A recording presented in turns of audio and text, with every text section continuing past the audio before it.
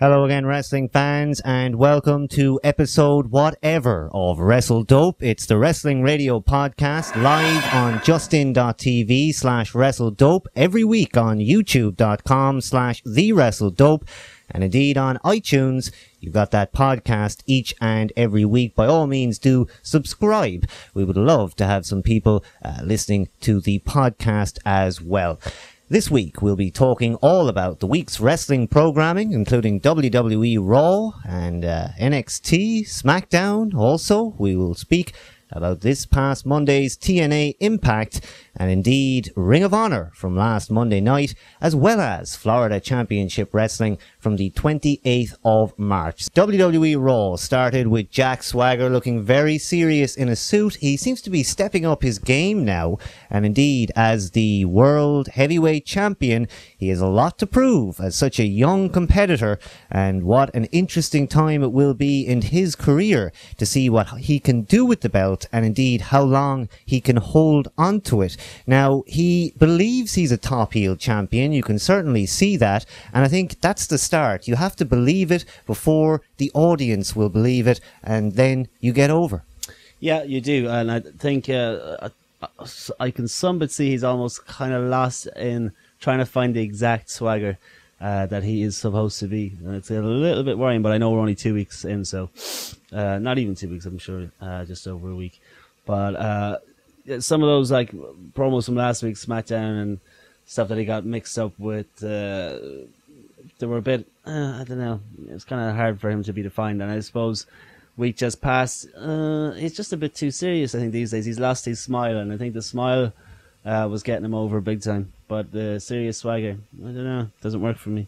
He's got to have some serious heat and pressure on him now in the backstage area. Certainly the Office are looking for him to be that top heel champion. They need him very badly in the coming few years. There aren't that many top heels. And if Jack Swagger is a guy that can draw heat with that all-American gimmick, then certainly Jack Swagger, great pick. If indeed we're going forward, we want young guys to get there and to be at the top. So we got to support Swagger. Yeah, I just think it's going to take a while for him to convince people. Like, there's no real pop or there's no real heat coming from the crowd either way with him. It's just an even flow of nothingness, I think. But maybe if he finds his spot, things might be good for the future for Swagger. Do you think so many people are just used to those top heels that have been in the company for so many years that they find it tricky to buy a new heel? I mean, this guy still seems like a young competitor to us. He's a jabroni for all intents and purposes, compared to the likes of Triple H and Shawn Michaels and The Undertaker.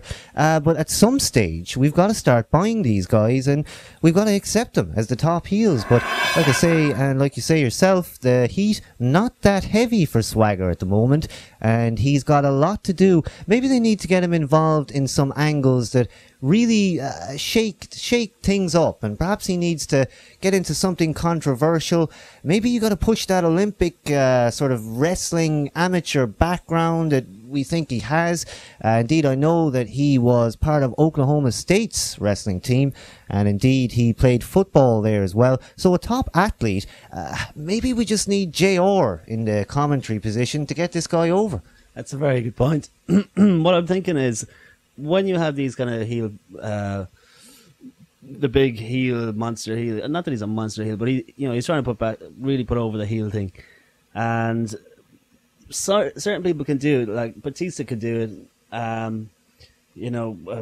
Brock definitely could do it, but it's all about their look as well. I mean, they were both big guys, and they really could just do the squash matches. I think Swagger's look, he's kind of still got that baby face, and he is quite young still, and it's just not convincing as that's one thing that's going to hold him back, and it just doesn't fit. It doesn't feel right with what they're trying to do with him, and maybe that's the problem from the start.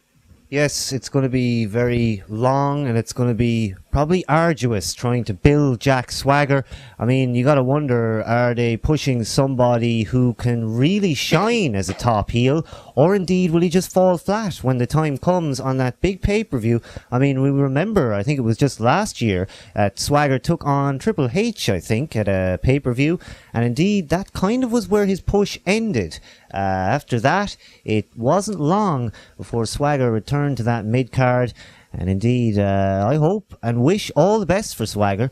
I think having kind of a fresh Kurt Angle guy in there, I mean, maybe that's putting him over a lot, but perhaps he can develop to that level, and certainly no reason why. Just because he wasn't an Olympic competitor doesn't mean he can't work. Yeah, and I think Vince has probably thrown some shit at the wall to see what sticks. I mean, you saw Sheamus get the super push, and now it seems to be the same with Swagger, even though they kind of buried him for the last year or so. And they're just taking risks with people. What they did with Kofi was good. What they're doing with Shad, whatever way that's going to go, we'll have to see. But at least they're putting the time into the young guys, and I suppose it'd be worse if Trips was walking around with the belt and Cena's got the other belt, you know? Because that's just going to infuriate people. I just think you can't please wrestling fans these days. They're, give me more. Yeah, indeed, John Cena interrupted this promo, and he did quite a good promo, but a little too long. But then I think everything is too long on wrestling programming these days. The crowd seem to like Cena a lot more these days. I don't hear that mix of boos and cheers now. Certainly if you listen closely enough on a pay-per-view, you might hear those boos in the background from the hardcore fans, but it has to be said that PG direction certainly winning a new audience, a younger audience, a more family-orientated audience. Whether that's a good thing or not for us remains to be seen, but John Cena just getting a little bit more of those babyface reactions, more of a pure reaction now. Yeah, I think he'll always be the babyface, Cena. It would be good to see him heel, though, just out of curiosity. But I think either way, you're still going to have the same amount of people, you know, that will mark out for him either way. It'd be kind of like when Austin was heel, you know, people still went apeshit when he came out. So I think they should take a gamble and see what comes out, you know.